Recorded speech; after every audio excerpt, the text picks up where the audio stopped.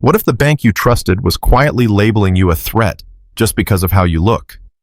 Stay with me, because by the end of this video, you'll witness how one woman didn't just fight back, she changed the rules of the entire system, and what she did could change how you're treated next time you walk into any bank. She said it like it was nothing. You need to leave. This lounge is for real clients. Deborah Chase didn't blink, didn't lower her voice, just dropped those 8 words like a hammer in the middle of Summit Wealth Bank's private client lounge. It was 10:17 a.m., a hot, sticky Miami morning, and the air inside the marble-floored lounge had been cool, still until now. For Avery Morgan, the words didn't hurt because they were unexpected.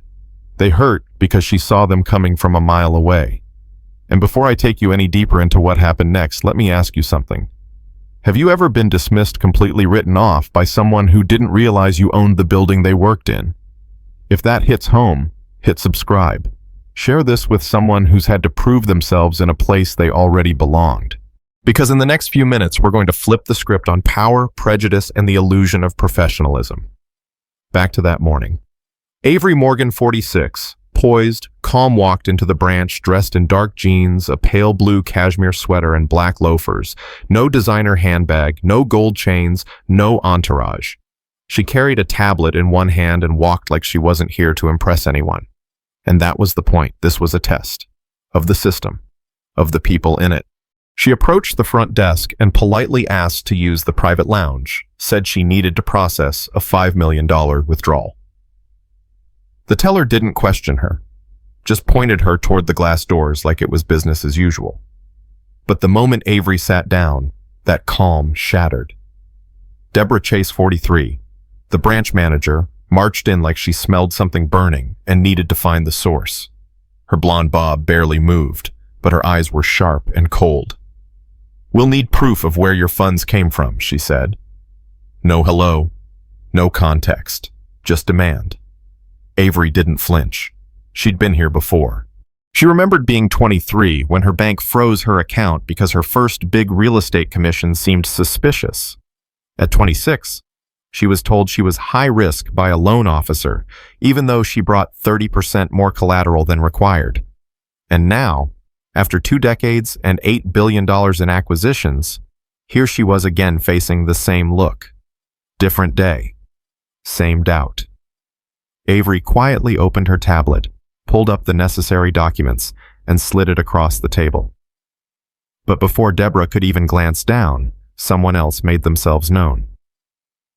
"Don't clog up the line, sweetheart." It was Chad Whitmore, 45, investment banker, expensive gray suit, smug smirk. As he passed, he flicked Avery's tablet off the table like it was a napkin. It hit the floor with a dull thud.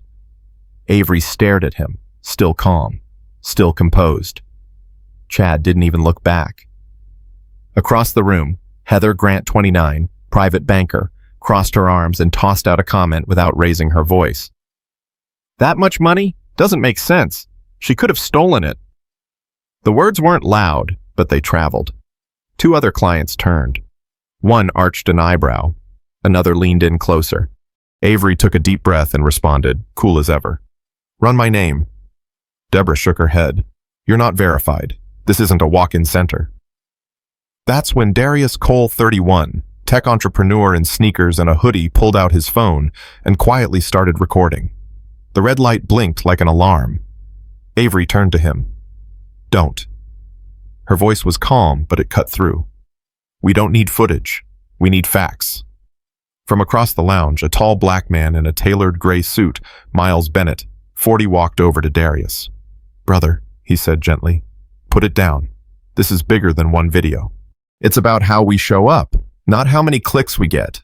Darius hesitated, looked at Avery. She nodded. "Use your words." For a second, the room stood still. Then a voice, low and furious, spoke up from Avery's left. Naomi Ellis, 28, nervous, but done being silent.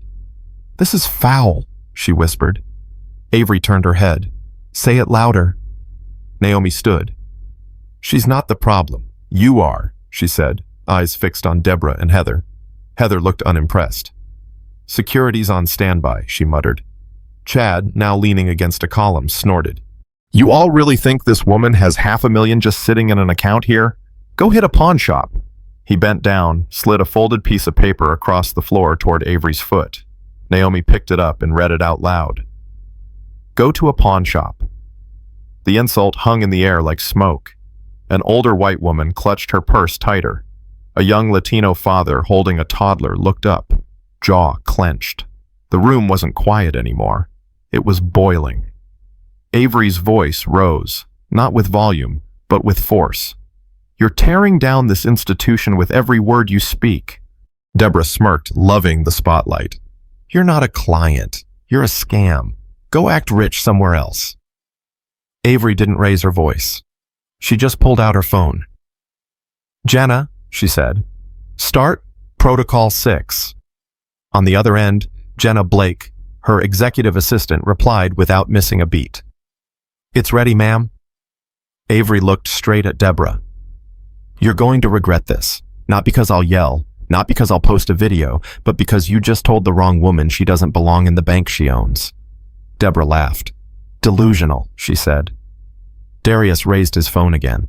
Miles stepped forward. No videos, he said.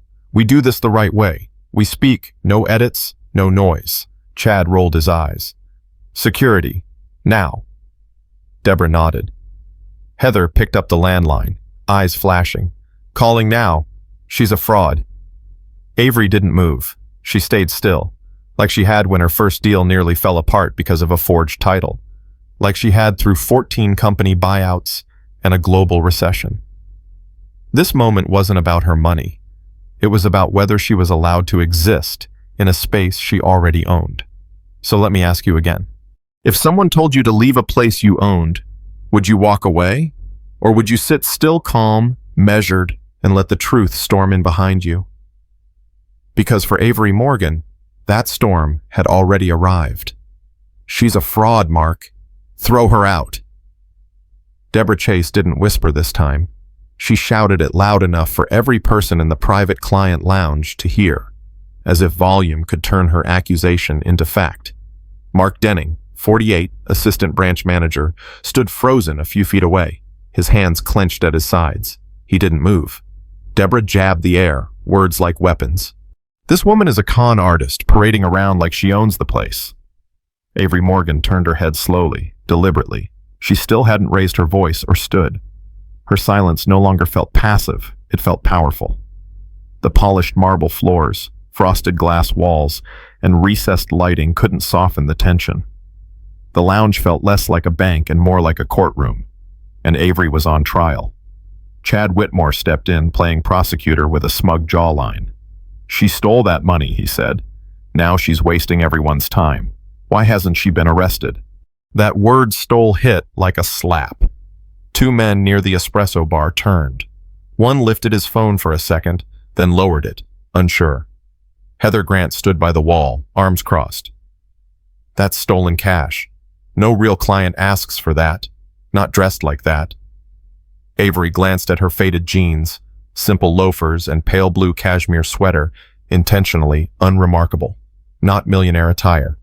And that was the point. Across the room, Naomi Ellis stood again. Her hands shook, but her voice rang out. Enough! You're out of line. You don't even know her. Chad chuckled. Oh, we know the type. Probably hacked a login and thought she could drain $500,000 like it's a scratch-off ticket. Mark shifted, lips parting as if to speak, but nothing came. Darius Cole glanced at Avery, phone in hand. I should be recording this, he muttered. Avery turned to him. Don't. Use your voice, not your lens. Miles Bennett stepped up, resting a hand on Darius's shoulder. If we want to change this room, we speak in it. We don't just upload it. Darius nodded. Yeah, okay. Naomi's voice cracked again. This is real. This is how they treat us. Heather snapped. You're making a scene. Then for the first time, Avery raised her voice, just enough to cut through. You called security on me for existing. That's the only scene here. It landed like a closing argument. Mark finally spoke, voice quiet, ashamed. Do you have any account verification? The words felt heavy with guilt. Avery lifted her phone. Jenna, they've escalated. Proceed to phase 2. Jenna Blake's voice came through, sharp and focused. Confirmed. I've logged Deborah's call to security. All language recorded. Internal audit is listening. Avery nodded. They'll hear everything. Mark stared at the floor, torn between truth and loyalty. Deborah waved him off. Don't engage. She's just here for drama. Chad chimed in louder, almost theatrical. Probably live streaming for sympathy. Playing victim, that's the hustle. Darius stepped forward. She's not filming. I was, and stopped, because she asked us to speak, not post. Maybe try listening. Heather's voice cracked. Security's coming. Let them handle it. Naomi didn't sit. For what? A withdrawal? Deborah barked. You're being manipulated. You think someone like her strolls in and gets $500,000? Wake up. Avery faced her fully. You sound scared. Deborah's eyes narrowed. Is that a threat? No, it's a mirror. Jenna's voice piped in, calm and firm. Avery, Ethics Board monitoring live. Deborah's security call flagged. 2023 acquisition documents attached to your profile real-time confirmation active. Keep the line open, Avery replied. Deborah scoffed. Corporate won't rescue your little con. Quiet, pale Mark whispered. Deborah, what if she's right? She glared at him. Don't be naive. But the cracks were showing. Avery stood slow, calm. You asked for proof, called me a thief, triggered security, mocked my clothes, tried to humiliate me. She let the words breathe. And I'm still standing. Why do you think that is? Silence. Even Chad folded his arms tighter. Naomi stepped beside Avery. What now? Now we wait, Avery said. The truth's already here. It just hasn't finished speaking. Deborah laughed thinly. You're bluffing. You've got nothing. Avery didn't respond. Chad barked. If she had money, she'd show it. People like her act entitled until you ask for numbers. Miles moved fast. People like her? The room echoed. Mark sank into a chair. This isn't how we treat people. Heather rolled her eyes. It's called protocol. Avery spoke into her phone. Jenna, phase 3? Already underway, Jenna replied. Deborah's compliance history under review. 8 prior complaints from women of color marked unverified. Avery closed her eyes a second, letting it land. Thank you. Don't stop. Naomi's voice broke. They use policy, tone-fake rules to erase us. Avery squeezed her shoulder. Not today. Deborah shook her head. You think buzzwords fix this? Avery's voice sharpened. I'm not here to fix everything. I'm here to end this. Darius whispered, Damn! Miles nodded. Truth doesn't need a filter. Heather suddenly grabbed Avery's fallen tablet, looked at it, then tossed it across the lounge. It hit a chair and slid under. Stolen junk, she muttered. Avery's eyes narrowed. Yours to destroy, or just the urge to control? Heather turned away. Mark whispered, She's gone too far. Every second you talk instead of reflect, Avery said, is a second closer to losing your job. Deborah's smirk faded. You think you're some kind of hero? Avery's voice turned cold. No, I'm your reckoning. Call the police. She's a financial threat. Heather Grant didn't hesitate. She grabbed the landline again, fingers dialing fast, voice steady, too steady, like she'd rehearsed it. Yes, we have a woman here attempting to withdraw funds under false pretenses, high amount, possibly stolen. She spoke with complete confidence, no hesitation, no doubt. Avery Morgan didn't flinch. She sat still in the center of the lounge, tablet resting on her lap. Her eyes stayed locked on Heather, and when she spoke, her voice sliced clean through the room. You just filed a false police report. That's a federal crime. Hope you're ready to explain that in court. Deborah Chase, still lounging by the espresso machine, crossed her arms like she was posing for a luxury lifestyle ad. Sweetheart, she said, dripping with contempt. That's not how this works. We protect the institution, not the imposters. Then she turned to Mark Denning again. Get her out, now. But Mark didn't move. His eyes flicked between Deborah, Heather, and Avery. Then he muttered under his breath, "She hasn't even raised her voice." The weight of that landed like a brick. "That's what scares you, isn't it?" Avery asked. Chad Whitmore stepped forward, hands jammed in his pockets like he was reclaiming his territory. "She's laundering money," he declared. "What else do you need? I'm supposed to be in a vault consultation. I'm a priority client." He flashed his business card like it was a security pass. "This woman's wasting our time. It's all theater." Deborah moved in behind Avery's chair, her voice sharp and insistent. "Show me your financials now," she demanded. "If you're legit, prove it. Pull it up in front of everyone."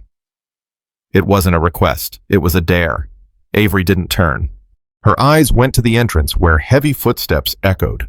Logan Price, head of Security 34, stocky build, Navy uniform, Summit Wealth badge sewn above his heart, entered briskly.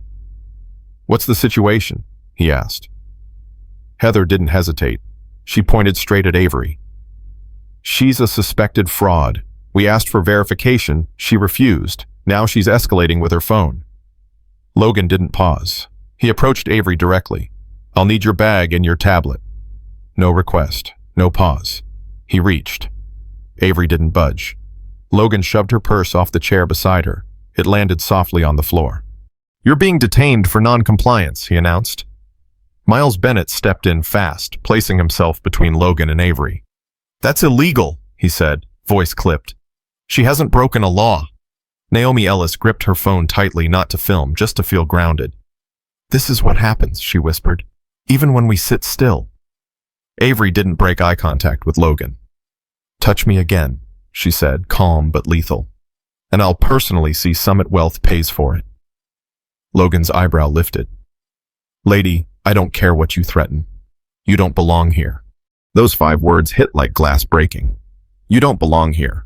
Miles shifted forward. "Step back." Logan squared up. "You interfering now?" "I'm protecting a client." Darius Cole raised his phone again. "This needs to be seen." But Avery's voice rang out, not out of fear, but fury. "Darius, don't. We don't need their eyes. We need their ears." He paused, lowered the phone. "Then say it louder," he said. Avery turned to Deborah, her voice like iron. "You demand my history like I owe you my identity, but I don't owe anyone in this room anything. I've earned more than every person standing here, including you." She looked around the room, eyeing every silent bystander. "So instead of asking where my money came from, maybe ask yourself why you think you're entitled to question it." Jenna Blake's voice crackled over the open call. "Avery, Protocol 6 fully active. Compliance Board has flagged Deborah's file. 2023 audit logs under real-time review. Also, Chad has a prior misconduct warning. One more, and his client privileges are suspended." Avery nodded. "Let it all run." Deborah leaned in, hissing, "You won't get away with this." Avery didn't blink. "You mean being black, rich, and calm? I've survived 20 years doing that." Mark had stepped away from the cluster, looking lost. His voice was soft. "This isn't what I signed up for." Heather, still holding the phone to her ear, was spelling out Avery's name slowly, deliberately, with full conviction. Murmurs rippled. An older man by the window stood, shaking his head. "This is ridiculous," he muttered. A young black couple sat nearby, holding hands tightly. Their toddler sipped from a juice pouch, oblivious to the storm. And then came the pivot. Mark spoke again, louder this time. "I need to say something." All heads turned. Deborah's eyes went narrow. "Don't you dare." Mark stared at the floor. "Heather wanted the cops here. She didn't check the account, refused to verify back-end data, said getting them here would shut her down fast." Heather snapped.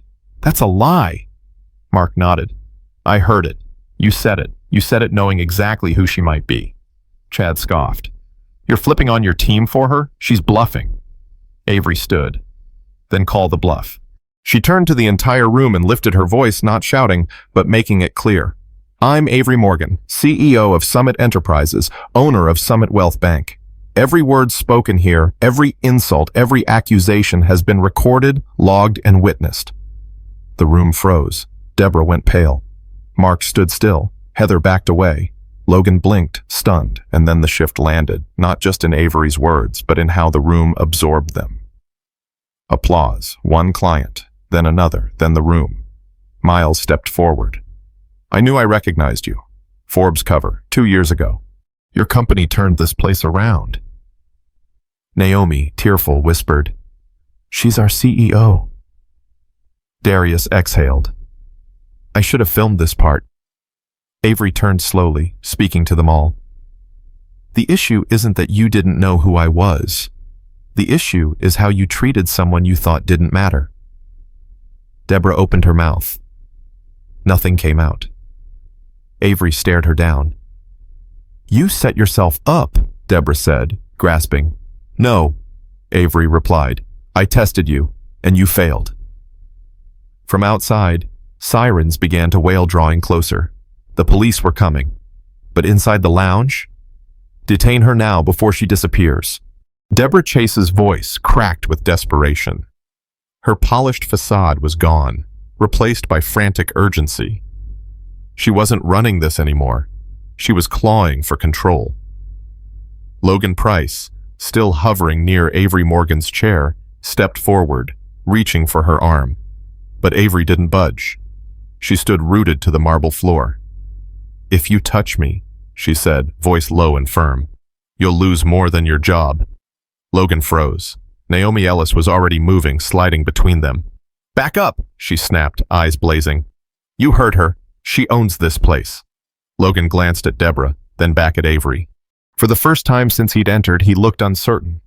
That's when the double door swung open. 2 uniformed police officers strode in, boots echoing over polished marble, radios crackling.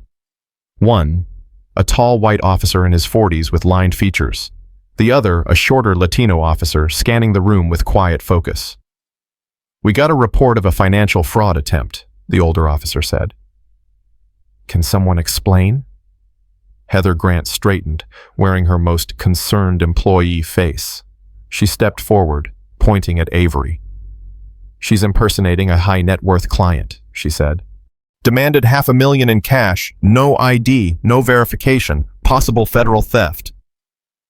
Avery didn't blink or even turn toward the officers. I'd like to make a statement, she said calmly, but not just yet. Before anyone could respond, a quiet voice rose from the back corner. They're lying. Heads turned. A young black woman, early 20s, denim jacket, rose from her seat. My name is Imani Carter, she said. I've been here the whole time. She looked at Avery, then at the officers. They did it to me, too. 2 weeks ago. Her voice steadied.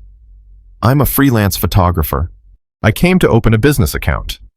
Heather refused to run my EN, said, quote, we don't open accounts for freelancers with inconsistent income histories. Heather's head whipped around. That's not true. Imani lifted her phone. I recorded it, never posted. Maybe I should now. Gasps rippled through the lounge. Logan took a step back. The younger officer turned to Heather, face tightening. Ma'am, did you file this report knowing she owns the bank? Heather stammered. She didn't own it at the time. Avery finally faced her, voice steady. I've owned Summit Wealth for almost 2 years. So what you just said is either a lie or a confession. Darius Cole slowly raised his phone, not to record, just in awe. She didn't need to yell. She didn't need a camera. She is the camera now. Miles Bennett addressed the officers. Gentlemen, you're witnessing the end of a System 1 that shielded Heather, Deborah, and Chad. The older officer glanced at Avery, then at the crowd. We're not making arrests, he said, but we will file a full report. Just then, Jenna Blake's voice crackled over Avery's speakerphone. Avery, we found Imani Carter's complaint buried. Heather flagged it ineligible. Violation of Compliance Policy 4.3. Avery's jaw tightened. And Deborah? She approved the rejection. Avery turned to Deborah. You told me to leave, refused my ID, called me a con artist. Now you're hiding behind someone you trained to do exactly what you did. Deborah's hands shook. You dressed like you didn't belong, she whispered. I made a judgment call. That wasn't judgment, Avery said, stepping forward. That was bias. Chad Whitmore, lurking at the edge, muttered, This is dramatic. I'm out. He headed for the door. The younger officer held up a hand. Sir, we need your statement before you go. Chad sighed and sat like a scolded child. Avery addressed the officers. I want this de-escalated internally. No arrests yet. The older cop raised a brow. You're sure? Completely. They need to listen. They need to understand what just happened. Imani clutched her phone. I just wanted to open an account, she whispered. And you still will, Avery promised. Personally, by our executive board. Fee-free. Miles nodded. You didn't just stop something, you exposed it. And now, Avery said, voice dropping, I'm going to dismantle it. Deborah's voice barely carried. This wasn't supposed to happen. Mark Denning, shoulders slumped, murmured, It was always going to happen. We just never thought we'd get caught. Logan turned to leave. Stay, Avery ordered. You need to hear what comes next. Your name's on the file, too. Naomi whispered to Darius. She's not just firing them. She's rewriting the rules. Jenna's voice came through again. Compliance officers en route 10 minutes. You have full termination authority. Avery didn't smile. Good. I've been ready longer than they know. What had been a lounge for the elite was now ground zero for a reckoning. And Avery Morgan had only just begun. The applause didn't last long, because Avery Morgan wasn't here for validation. She was here for change. She stepped forward back to the very center of the lounge where, 15 minutes earlier, she'd been branded a fraud, a thief, an imposter. Now she stood taller, clearer. This isn't just about what they did, she said. It's about what we do next. She moved beside a cream-colored leather chair, the kind reserved for high-value clients. As of now, all operations in this branch are paused, she declared. No new transactions, no account actions, no meetings, until we reset what this institution stands for. No resistance, no groans, just nods and a ripple of fresh applause. We're launching the Summit Equity Program, Avery continued. Not next quarter, not next month, today, right here. Darius Cole raised a brow. What is that? It's the framework for everything this bank should have been, Avery replied. She surveyed the room. This branch is the pilot site. From now on, every staff member goes through verbal audits, real-time accountability, and a face-to-face values pledge before they keep their job. Her tablet buzzed. Jenna Blake's voice boomed through its speaker. I've drafted the documentation. Internal ethics officers will arrive shortly. Corporate has granted full authorization. Naomi Ellis lifted a tentative hand. What's a verbal audit? Avery softened. We won't just track numbers. We'll track language, how clients are addressed, how they're dismissed, what's said when no one's watching, and what isn't. Miles Bennett nodded slowly. That changes everything. Darius whispered, makes it human. That's the point, Avery said. Then, unexpectedly, Logan Price, the security chief who'd tried to detain her, cleared his throat. I need to say something. No one spoke. I didn't just fail to stop what happened, he confessed. I helped plan it. The room shifted. Natalie, sorry, Heather, came to me 2 months ago, Logan continued. Said corporate was sniffing around compliance. Deborah had a plan to hide red flags. He glanced at the clients, then at Avery. My job was to escort out anyone who complained quietly before it became paperwork. Silence. She told me, the less we see, the less we write. I flagged clients based on how they looked, how they talked, how they questioned fees. Naomi's face darkened. That's profiling. Logan nodded. I know. I did it anyway. He faced Avery. You gave me a job. I turned it into a weapon. Did Mark know? Avery asked, voice steady. He knew not to ask and who to avoid. Jenna's voice came through the speaker. Avery, 3 altered compliance reports found. Logan's name is on each. Avery didn't blink. You nearly had me arrested, intimidated people who came here in good faith, and now you want grace? Logan shook his head. I want consequences. I'll accept them. But there's more. Heather wasn't alone. Avery waited. There's a private CRM tag, Logan said. Marks certain clients as elevated risk based only on profile. The list is long. Jenna responded instantly. Tag access frozen. Forensic review begins now. Avery turned back to the room. This is why reform can't wait for comfort. It starts now, right here, where silence let this happen. Something shifted.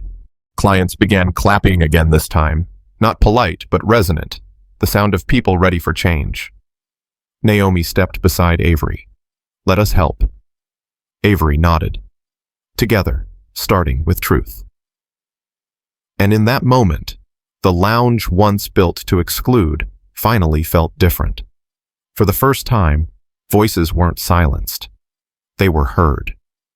Avery stood in the middle of the lounge, not for applause, not for spectacle, just for clarity. She scanned the room. The clients weren't rushing out. The staff weren't rushing in. Everyone was waiting for something real, and she intended to deliver.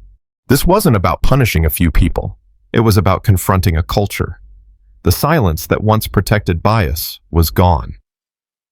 Accountability finally had a voice. From the rear, a summit compliance officer approached, clipboard in hand, eyes on the reports Jenna Blake had forwarded. He handed Avery a stapled packet. These are provisional action items from corporate, he said. She skimmed the first page, then nodded. We begin now. Her voice didn't need to rise. Her presence did that for her. Effective immediately, she told the room, Summit Wealth will implement mandatory verbal conduct audits at all high net worth branches. No more hiding behind tone, policy, or silence. Naomi whispered, She's rewriting everything. Jenna's voice echoed from the tablet, steady as ever. Corporate has also closed Chad Whitmore's accounts. An internal bias review of his firm is underway.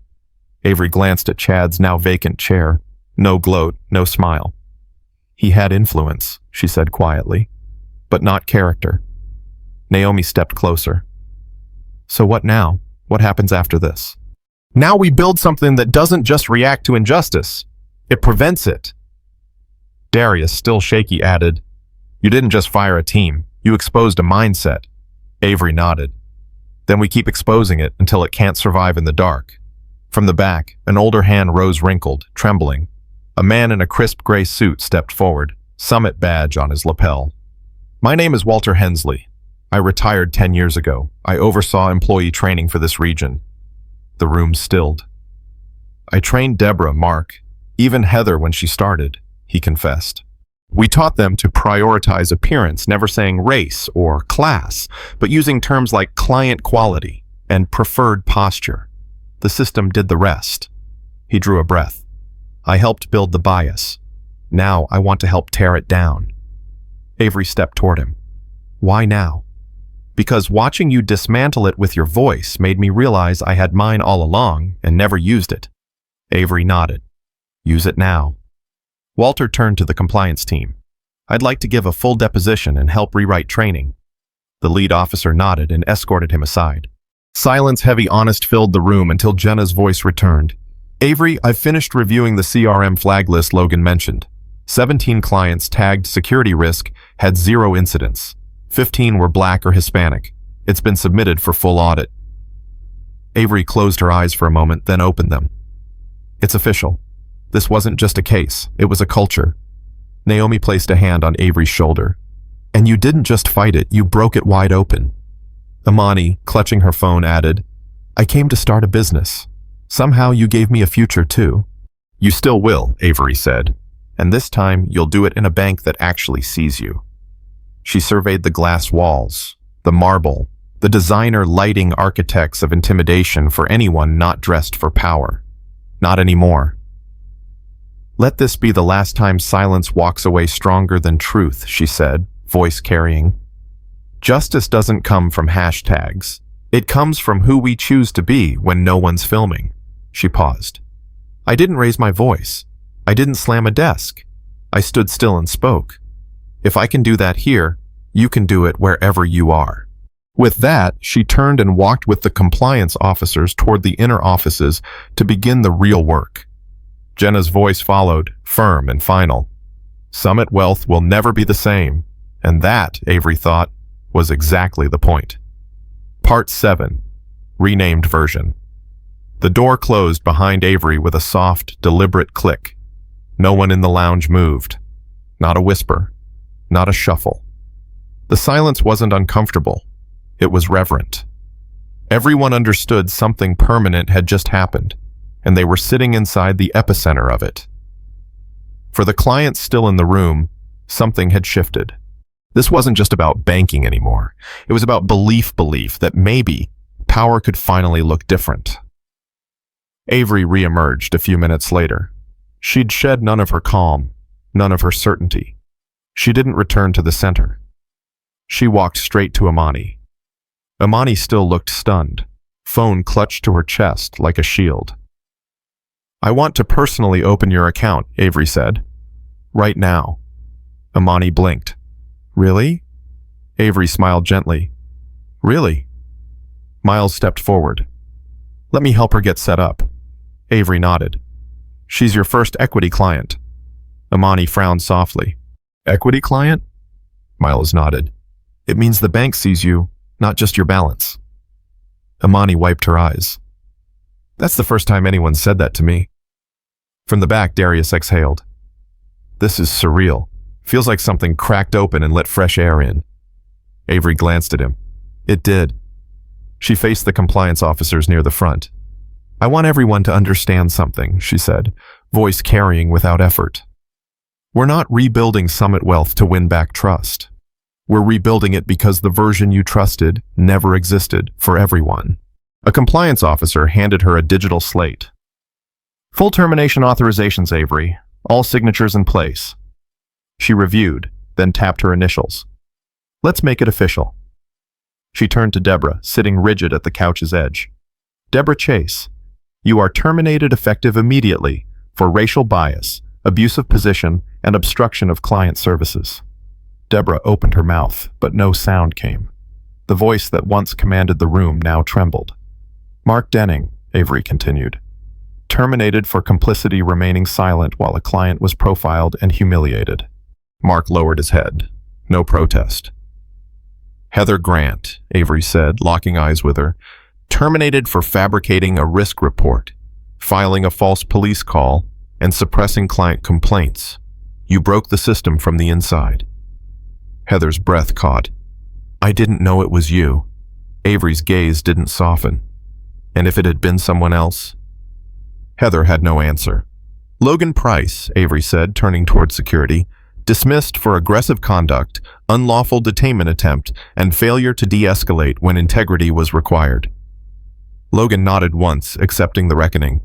"And Chad Whitmore," her voice colder now, "you are permanently banned from all Summit-affiliated institutions, effective immediately, for harassment, racism, and multiple code violations." Chad leapt up, eyes wide. "You can't ban me. I'm worth more to this bank than half the people here." Naomi stepped forward. "Not today, you're not." Avery raised a hand, steadying the room. "We don't build institutions to serve the loudest ego," she said. "We build them to protect the quiet dignity of people who walk in expecting fairness." Applause began, not an outburst, but a steady pulse, real, rhythmic, raw. Miles surveyed the room, nodding. "That," he said, "was justice in real time." Amani's eyes filled. "I didn't think I'd ever be seen. Not really." Avery stepped closer. "You weren't just seen today. You were believed." And that was the difference. Just as the police officers started to exit, Heather suddenly stood unsteady, voice cracking. "Wait." The room fell quiet again. "I need to say something." Avery faced her, expression unreadable. "Speak." Heather swallowed. "I buried 8 complaints in the last year, all from women of color. I marked them duplicates, outside policy, unverifiable." She turned to Mark. "He knew. He told me to do what I had to." Gasps rippled through the room. Mark didn't deny it. He just stared at the floor. Avery looked to the tablet. "Jenna, confirm?" Jenna's voice came instantly. "Confirmed. We located the complaints. 2 have audio with Heather's voice. 4 bear Mark's initials and timestamps." Heather slumped into a chair, crying softly. "I didn't know how to stop. I thought if I didn't follow the rules, I'd be next." Avery stepped closer, voice measured. You weren't following. You were holding the torch while others burned. Heather said nothing. Avery turned back to the room. For everyone still here, understand this. Ownership isn't a title. It's a responsibility. She let the words settle. My responsibility is to make sure what happened today never happens again. Not here. Not anywhere my name sits on the door. Jenna's voice returned. Avery, corporate has initiated a full disciplinary review and operational audit. You have full authority to lead. Avery scanned the faces. Miles, Naomi, Darius, Imani, the clients who stayed, the strangers who now looked changed. She gave a calm nod. Then let's begin. Because this wasn't just a series of terminations. It was a turning point. This bank would no longer answer to fear. It would answer to the people it was built to serve. Avery didn't wait for the applause to fade. The final termination was barely spoken, Heather Grant's confession still in the air, when she turned back to the room with fresh urgency. This isn't over, she said. It's just the start. She stepped to the center of the lounge, this time not to confront, but to lead. The firings were necessary, but they won't fix the root. She looked directly at the remaining staff, compliance officers, and clients. We're not here to make a statement. We're here to build a standard. She gestured to the tablet. Jenna Blake's voice filled the space. Avery, the Summit Ethics Board has approved your Summit Equity Initiative as formal company policy. Immediate rollout. Avery nodded. Good. Then, to the room. Effective now, this branch is the pilot location for the full program. Darius raised a hand, brow furrowed. What does that mean? For us? It means real change, Avery said, making eye contact with each group. Every team member who wants to stay will complete equity recalibration training, personal accountability reviews, and live values discussions with clients. Naomi's jaw dropped. Face to face? Yes. Systemic bias doesn't hide in spreadsheets. It lives in tone, in silence.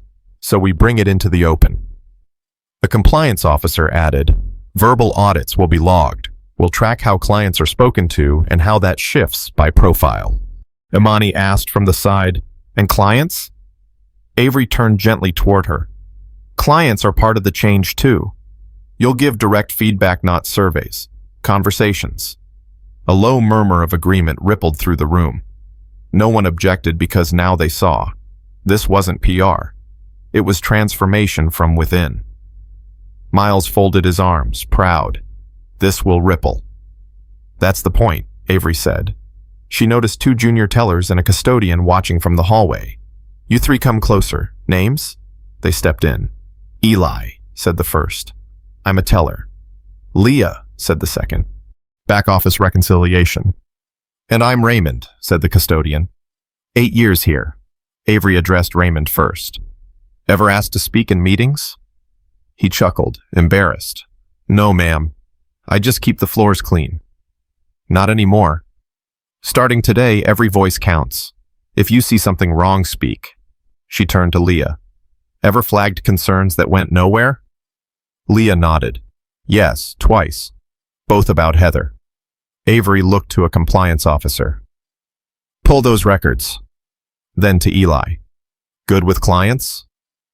He shrugged. I try. Try harder, Avery said kindly.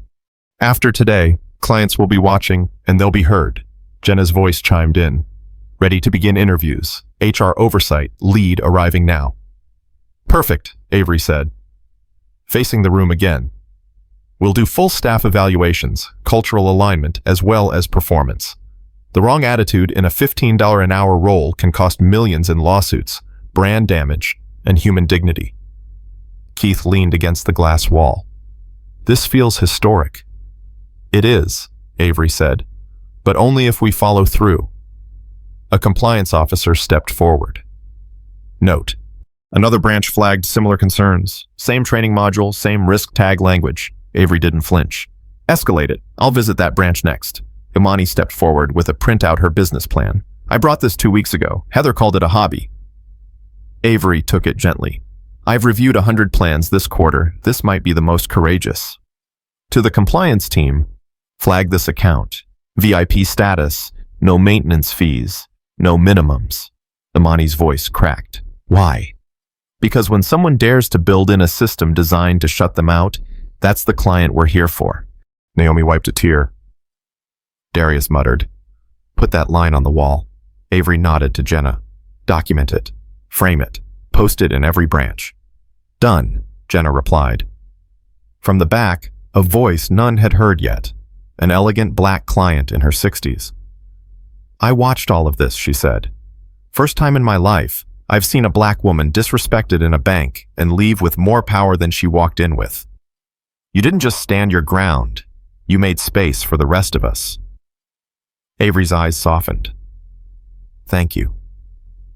The woman stepped closer. "I'll move all my accounts to Summit, but only if this isn't a one-day show." Avery met her gaze. "I promise, it isn't a performance." She turned to the room, voice anchoring every ear. "This is the new floor, the new foundation, and we aren't going backward." Intentional applause filled the lounge. They weren't just witnesses now, they were co-authors. Avery raised one final instruction: print new client materials, new welcome packets, new employee guides, and across the top of every page, put this line. She paused. "Respect isn't earned here, it's expected." Jenna confirmed. "Copy that, already typesetting." Avery closed the folder in her hands, turned to her team and said, "Let's get to work." The energy in the room had transformed. What began as an attempted humiliation had become a declaration carried not just by Avery Morgan, but by everyone who stood, spoke, and refused to let silence win. Avery moved quickly. She stepped to the conference glass wall, where a touchscreen board displayed Summit's branch performance data. 2 taps, and the metrics vanished. "I want branch KPIs paused," she told the compliance team. "No quotas for 30 days. Starting now, our goal is cultural repair, not conversion rates." One officer hesitated. "That'll affect the bottom line." Avery didn't blink. "No, it'll save it." She turned to the junior teller. "Eli, client still needs service. You'll lead transactions this week under supervision." Eli's eyes widened. "Me?" "You watched first and listened before speaking. That's leadership." He nodded. "Yes, ma'am." A ripple of acknowledgement passed through the remaining staff, those not fired, those who had witnessed everything. Avery faced them. "If you're still standing here, understand this. Your job isn't safe because you stayed quiet. It's safe because from now on you speak up." She picked up her tablet, unlocked a new compliance interface, and turned the screen to the room. This is the equity dashboard.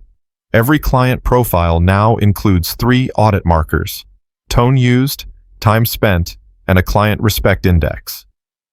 Naomi blinked. "Client respect index?" "It's built on client feedback," Avery said, "weighted against internal reviews. If we see patterns, shorter meetings, dismissive notes, frequent escalations, we investigate while it's happening, not after." Darius whistled softly. "Tech with teeth," Avery smiled faintly. "Tech with heart." She scanned the room. No more hiding bias behind professionalism. Someone walks in with an accent, a hoodie, no fancy title, serve them the same, period. Then her gaze met Imani's. "2 weeks ago, you were shut down. Today, you'll help build what should have been here all along." Imani stepped forward. "Me?" "Yes, join our Client Experience Advisory Board. Paid. Not just as a client, but as a contributor." Imani's eyes filled. "I'm not a banker." "Exactly," Avery replied. "You're who we need most." Imani glanced down. "I don't even have a desk."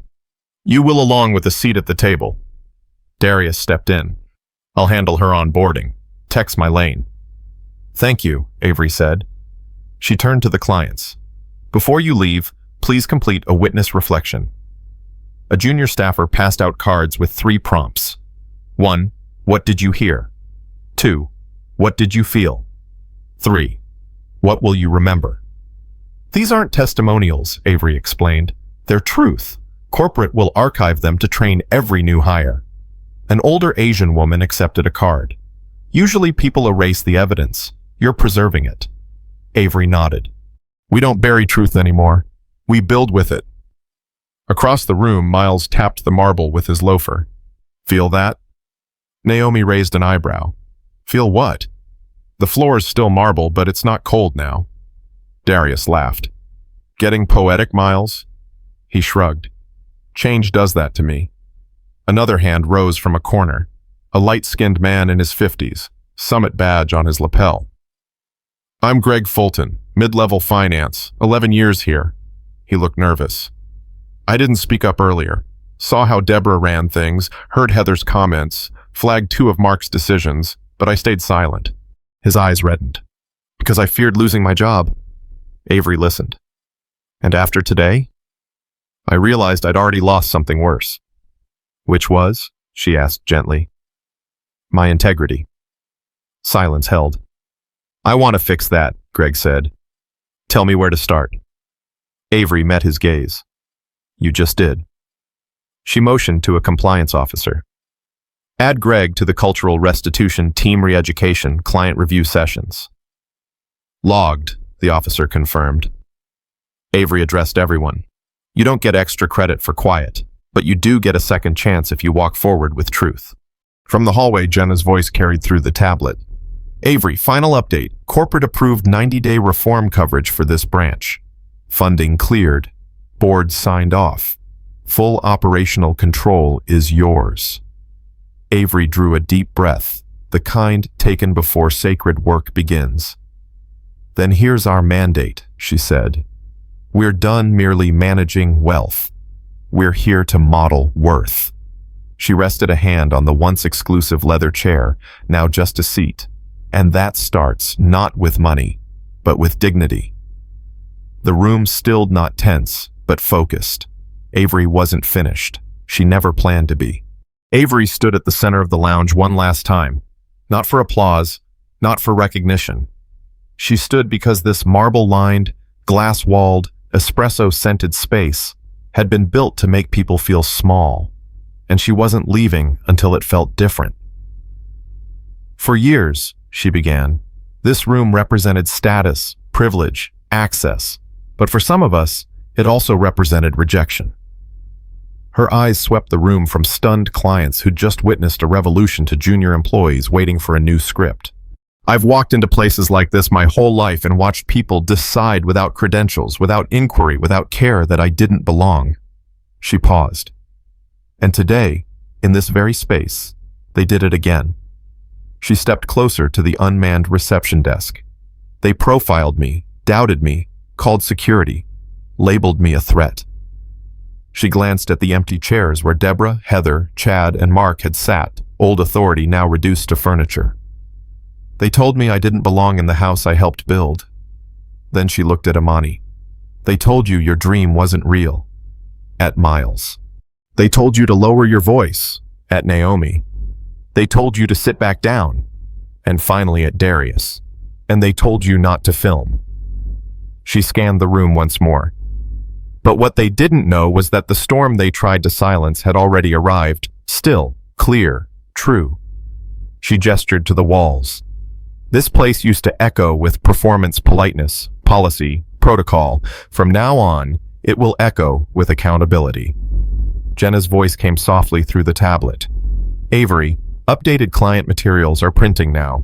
Your statement is in the new employee onboarding. All signatures complete. Avery nodded. Good. Because today, we end the legacy of silence. She turned to the compliance team.